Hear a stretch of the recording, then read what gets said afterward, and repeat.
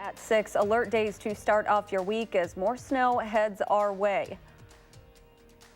Somebody has to step up with Ethan Happ out of the lineup. And all good things must come to an end. The Badgers' hot streak is over, and a group of current and former Madison students are working to make the school district greener.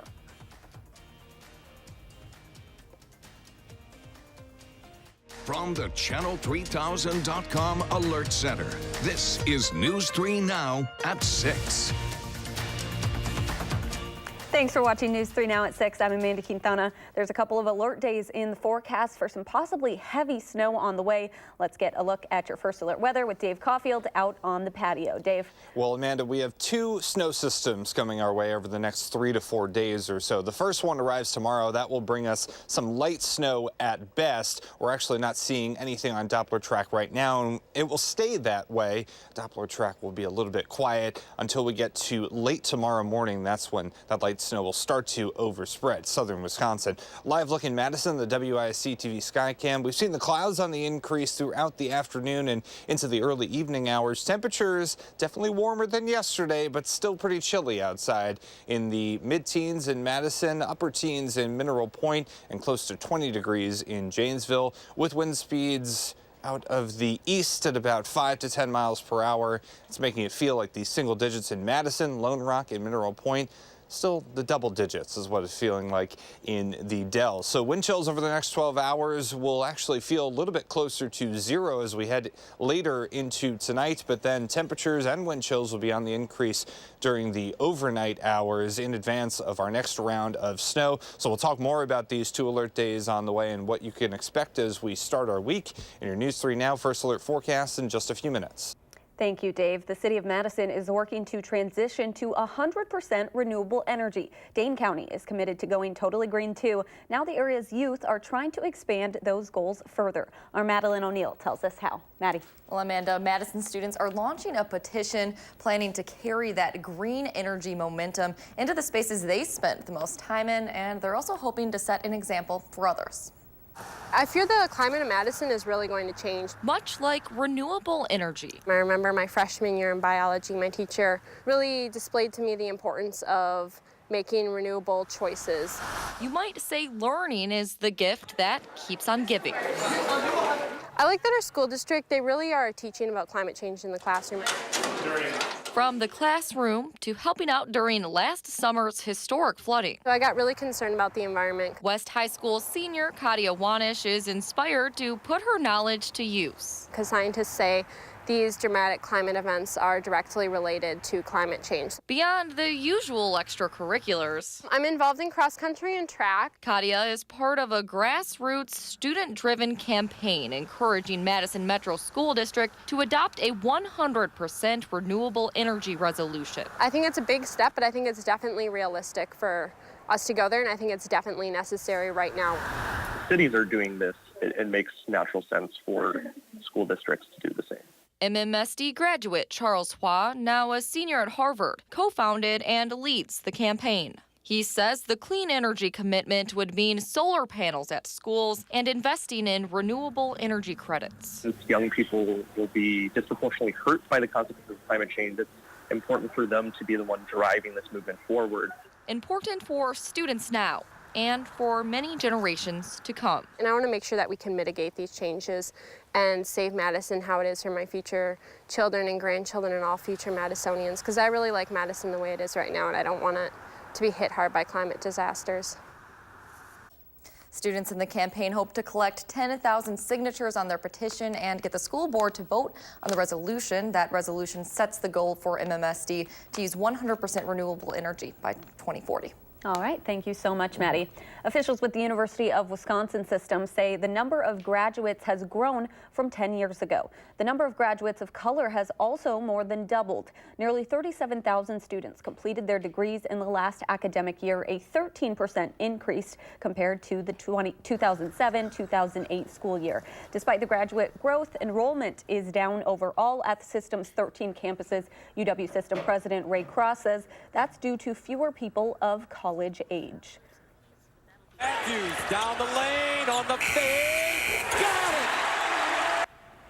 A 6-game winning streak comes to an end in Ann Arbor today. Wisconsin lost to Michigan 61-52. The winning streak actually started a few weeks ago at the Kohl Center when Wisconsin beat the then undefeated Michigan. News 3 Now sports reporter Melissa Kim will have highlights in about 20 minutes. More local news now. 4 teens are accused of stealing a car in Fitchburg early this morning before crashing it into a snowbank. Officers saw the stolen vehicle around 1 a.m. near Coho Street and Post Road. That's just off Fish Hatchery Road. Minutes later, 2 other officers spotted the car across town on Lilac Lane and Seminole Highway. That's when the driver ran the car off the road and into a snowbank. The 16-year-old and 2 14-year-olds were arrested. They're still looking for the 4th suspect. In Virginia, the governor and the lieutenant governor are facing a barrage of calls to resign amid separate allegations of racism and sexual assault. Nicole Killian has the latest from Richmond, Virginia. Virginia Lieutenant Governor Justin Fairfax appeared upbeat as he left his home Saturday, a day after Meredith Watson, a second accuser, came forward claiming that he raped her in a, quote, premeditated and aggressive attack when both were Duke University students in 2000. I'm thinking for everyone involved, you know, Lieutenant Governor Fairfax has a family, he has young children, he has other people who were impacted by this, and so I think it will be best for him to resign. Fairfax called the latest allegation demonstrably false, and he said he would not step down. Fairfax is losing support fast. A Virginia delegate and fellow Democrat said he plans to introduce articles of impeachment Monday if the lieutenant governor didn't resign. It's going to take Democrats to remove an African-American office holder from office, and that is another political issue fraught with horror. The top 3 elected officials in the state are all caught in the middle of potentially career-ending scandals. I look back now and regret that I did not understand the harmful legacy of an action like that. In his first interview since acknowledging that he wore blackface as part of a Michael Jackson costume 30 years ago, Governor Ralph Northam told the Washington Post he now wants to fight for racial equality in his state. Virginia's Attorney General Mark Herring also admitted that he once wore blackface at a party in the 1980s. Nicole Killian, CBS News, Richmond. Fairfax's first accuser, California professor Vanessa Tyson, accused him of sexually assaulting her at the Democratic National Convention in 2004. Next up on News 3 Now at 6, how area piano students are raising money for the Children's Hospital, one note at a time.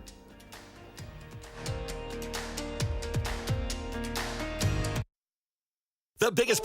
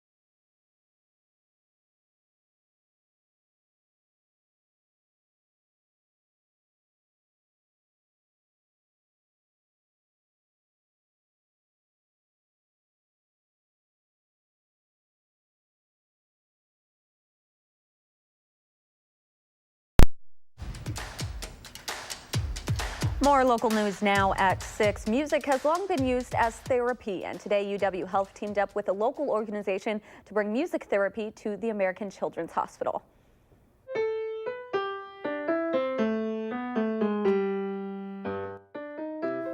Madison area piano students have been playing nonstop at Westtown Mall since 9 this morning, raising money for the hospital. Hundreds of piano players collected pledges and took shifts. This year, the money is going toward the Children's Hospital new music therapy program. Organizers say music is an important part of the healing process.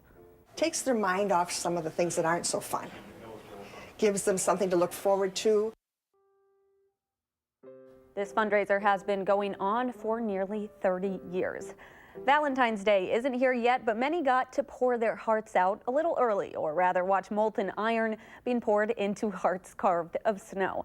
The 10th of stone, excuse me, I'm thinking about snow. The 10th annual Pouring Your Hearts Out Community Iron Pour was a collaboration between experienced artists and beginners who came together to create unique handmade cast iron artworks. Participants were able to watch iron be heated to more than 2,000 degrees and poured into the molds they had carved earlier in the day. The most rewarding thing is probably when someone sees the mold that they had made and they see it on the floor, like cooling down, where it's, steaming and still like they can recognize what they did. And then later when they pick it up and they can take it home with them. More than 30 artists helped make the pour possible, resulting in hundreds of iron creations that will last longer than a lifetime. Coming up, sticking to your New Year's resolution, if you're trying to eat healthier, smoothies are a fun way to do it. Consumer Reports shows us how to make one at home when we come back. And Mother Nature's New Year's resolution may have been to be more active, because another active weather pattern on the way. We'll talk about a few rounds of snow making their sights on southern Wisconsin in your first alert forecast in just a few minutes.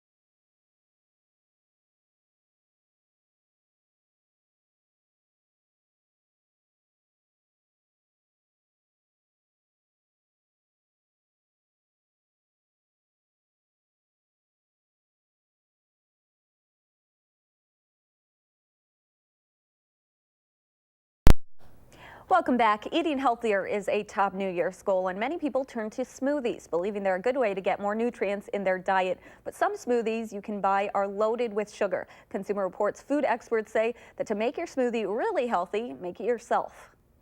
All right, now let's put the banana in the blender. Grace Choi and her daughter Casper make cooking healthy a family routine, and they make smoothies incorporating produce the toddler might not readily eat. Usually fruits she can eat pretty regularly, but vegetables are really hard. Why start the day with a smoothie? The advantage of smoothies over juice is that they contain the whole fruit, which provides fiber. It's also easy to add vegetables, protein, and even whole grains. Begin with a protein base like almond or regular milk and yogurt. Not only is it good to have lots of fruits and veggies in your diet, it's even better to change them up so you benefit from different nutrients. Your blender can work magic to combine fruits and vegetables that complement each other, like kale and pineapple. The fruit sweetness dominates and the kale is loaded with antioxidants. Other great combos: spinach and blueberries, oranges and steamed carrots, strawberries and beets. Look through your fridge. Any produce from last night's supper can boost your breakfast and put the brakes on food waste. I make it a habit to freeze extra veggies from dinner and any fruit that's getting too ripe. That way I have ingredients on hand. And to give your smoothies that satisfying thickness, you can use apples, avocado, bananas, yogurt, or nut butter. Pulverizing a handful of whole oats before adding anything else will make your smoothie extra filling. Give your smoothie a taste, and if needed, sweeten it with sugar or honey, a half teaspoon at a time. Good job. I'm Chris Lewinberg, WISC News 3 Now. If you're tempted to toss some protein powder into your smoothie, think twice. Most people get enough protein in their diet, and some powders contain heavy metals. A better protein boost would be to add chia seeds or flax seeds, which add healthy fats. Cold weather perfect for puck action on the pond in Milwaukee. This is the 3rd annual Midwinter Hockey Classic there, which brings people from all over the Midwest. Let's get a look at your first alert weather. Dave Caulfield has more on the snow coming our way this weekend. Yeah, maybe that's a good strategy, Amanda, to just put on some skates and navigate southern Wisconsin, because we're still pretty icy out there, and we have an icy sunshine shot here from Janesville. Thank you so much, Jean, for sending this in. Unfortunately, temperatures today only in the teens for highs, so a lot of that ice is still hanging out across the area. We did see the sunshine early on, but the clouds have come into play, and they're going to stick around into tomorrow in advance of our next round of light snow, and we're still looking at mostly cloudy skies in Madison and the Edgewater Skycam. The almanac for today, highs 17 degrees, so at least we were in the double digits. An improvement, Mother Nature, but we still have a little bit of work to do to get a little bit closer to normal, which is about 30 degrees for this time in early February. Doppler track has been quiet throughout the day, maybe a few blips here and there, but none of that is actually hitting the ground. As we zoom out, we still can't see our next round of snow. Our models have been delaying the onset of that snow, especially compared to early this morning. I think our first round of light snow will arrive late tomorrow morning and will be with us through the afternoon and evening hours of Sunday. So that's our first alert day in the forecast. Generally looking at about 1 to 3 inches of accumulation with the highest totals to the north. And then on Tuesday, heavier snow is possible, which could lead to some significant accumulation. We'll touch on all of that in just a little while. Temperatures right now are still in the mid to upper teens. That's about 10 to 15 degrees warmer compared to this time yesterday. So even though we're still pretty chilly, we're not as chilly as we were. Wind chills are in the single digits in Madison and Mineral Point, in the double digits in Boscobel and into the Dells. Tonight, temperatures will fall to around 11. Then they'll rise overnight as warm air comes into town, or warmer air, I should say. We're still going to be pretty chilly tomorrow, but not as cold. Mostly cloudy overnight. Light snow, 1 to 3 inches by Sunday evening is looking likely. So let's take a look at that on Future Track. This is our first round. We notice the clouds on the increase by the late morning, early afternoon hours. That snow moves in and it moves out pretty quickly as well. Again, about 1 to 2, possibly 3 inches of snow, especially as you head farther north. Now wipe that clean, folks. The second system on the way will fall. That snow will fall Monday night through Tuesday into early Wednesday, and that could bring some more significant totals. That was our European model snowfall total projection, and then here is our GFS, or the American model projection. So we're looking at the potential for 6 inches of snow or more as we get into late Tuesday and early Wednesday. So that second system looking a little bit more robust. And then as we get to the 10-day forecast, we can see that it's a pretty active week overall. We're looking at temperatures staying pretty nice for this time of year. We're not looking at any bitter cold, but some more snow is possibly on the way Thursday night into Friday, some mixed precipitation, and then every couple of days we're looking at the possibility of the next system coming in. So we're going to have to pace ourselves. Be ready for it the whole week, basically. Just set that out there now. All right, thank you, Dave. The state's best high school swimmer is trying to punch a ticket to state. Highlights coming up next in sports. But first on Fox at 9, we introduced you to Isaac last month, but now he's being honored again as he continues to battle cancer. A very special basketball game tonight at 9.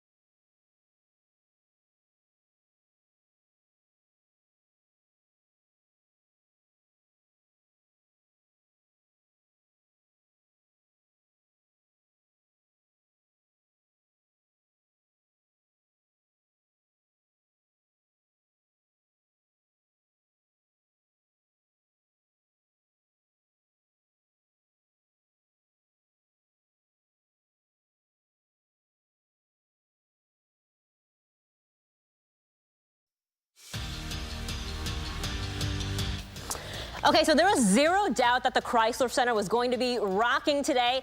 It was probably going to be regardless, but especially since the Badgers handed the Wolverines their first loss a few weeks ago. But when I talked to head coach Greg Gard yesterday, he said that didn't change a thing in terms of how they prepared for this game. Wisconsin getting off to a strong start first half here. Brevin Pritzel dishing to Khalil Iverson, 2 hands. Badgers up by 5. Later, Brad Davison with the ball, up and over to Iverson. Michigan bites and Iverson takes advantage. Tie game at the half. In the second, a lot of Michigan, a lot of this guy, Charles Matthews. Wolverines up by 3, and then later we've got an Ethan Happ sighting doing his signature move here. It's what he does best, the lefty lay-in. 18 points for Happ today, game high, tied with this guy, Matthews again. He also had 18 in the game, but the difference was the help he got from Michigan's starting 5. The Badgers' 6-game win streak coming to an end in Ann Arbor. Happ with a double-double in this game, but the Badgers made 0 free throws. The last time that happened, yeah, Dave, that's right, 0 free throws. The last time that happened was in January of 2013. Granted, they only went to the line twice today. Another big one coming up, Wisconsin hosts Michigan State at the Kohl Center on Tuesday.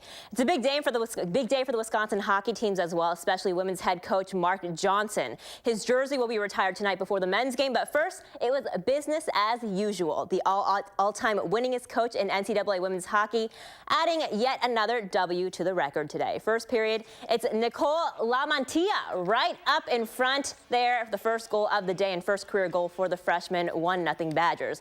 Later, Emily Clark getting a little tangled up, but turns around, goes top shelf, 2-0 Wisconsin. To the second period now, Badgers on the power play. Abby Rock with the goal. She now has 100 career points. She's the 25th player in school history to do so.